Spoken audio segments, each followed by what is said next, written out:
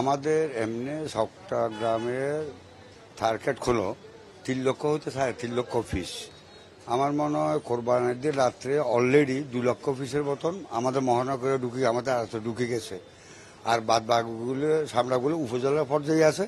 এইটা সপ্তাহ 10 দিন পরে আমাদের এখানে আসবে, না হলে বা ঢাকা যাবে, কিন্তু আমরা হিসাবটা পাবো। আমি আশা করি আমাদের লক্ষ্যমাত্রা মাত্রা 3 লক্ষ হতে 3.5 লক্ষ পূর্ণ হবে ইনশাল্লাহ। যে চামড়াগুলো সংগ্রহ করেছেন সেগুলো কিভাবে কি করছেন আপনারা? যে চামড়াগুলো সংগ্রহ করেছে এগুলো আমরা গুদামে লবণজাত করি, পরীক্ষাজাত করিয়ে রাখছি। এগুলো ইনশাল্লাহ 210 দিন পরে থানার মালিকেরা আসবে, এখান থেকে নিয়ে যাবে, না হলে বা আড়তদাররা ঢাকা আড়তে নিয়ে যাবে, ওইখান থেকে থানার মালিকরা নিয়ে যাবে। নিশ্চিন্তে খান স্বাস্থ্যকর অল টাইম পান, অল টাইম হেলদি লাইফ। আচ্ছা, আর আরেকটা বিষয়, এবার তো চামড়ার দাম তুলনামূলকভাবে কম, সেটা কেন বা কি অবস্থা? অ্যাকচুয়ালি চামড়ার দাম তুলনামূলকভাবে কম না। ঢাকা ট্যানারি অ্যাসোসিয়েশন এবং বাণিজ্য মন্ত্রণালয় মিলে একটা দাম নির্ধারণ করে দিয়েছে। দাম নির্ধারণ করে দিয়েছে যে ঢাকার চামড়া 55 হইতে 60 টাকা, আর ঢাকার বাইরে 50 হইতে 55 টাকা।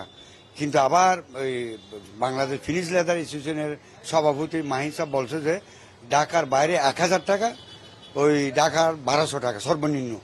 এটা বলার পর অনেক সময় মৌসুমি ব্যবসায়ী, ফরিয়ে ব্যবসায়ী, ক্ষুদ্র ব্যবসায়ী, চামড়া ব্যাপারে ওটা বুঝে না।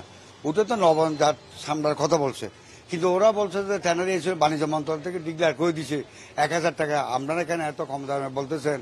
ওরা একটা বিভ্রান্ত হচ্ছে। অ্যাকচুয়ালি আমরা চামড়াগুলো খরচ করছি যে খাসা, আমরা ওই দামটা দিচ্ছে লবণযুক্ত খরচ ঢাকা পর্যন্ত যাওয়ার পর্যন্ত একটা ফুটে 25 টাকার মতো খরচ হয় পার ফুটে।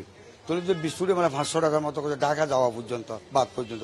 তো আমরা 26-27 টাকা খরচ করছি। তো মনে করে থানায় মালিকে বলছো 50-55 টাকা, তো অ্যাভারেজে মিলে হয় বর্ণাটি আসতো না।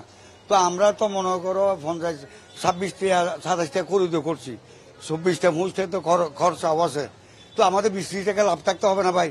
আমরা 300 টাকা, 700 টাকা, 500 টাকা, 600 টাকা, 2700 টাকা পর্যন্ত চামড়াগুলো খরচ করছি। এখন তো মৌসুমি ব্যবসায়ী, ফরি ব্যবসায়ী, ক্ষুদ্র ব্যবসায়ী, সামনে ব্যবসায়ী যদি না বোঝে, লোকসান খালি আইটের জন্য তো আমরা দায়ী না। ওনাদেরকে বুঝতে হবে ট্যানারের মালিকের কি দামটা দেয়, লবণযুক্ত না কাঁচা।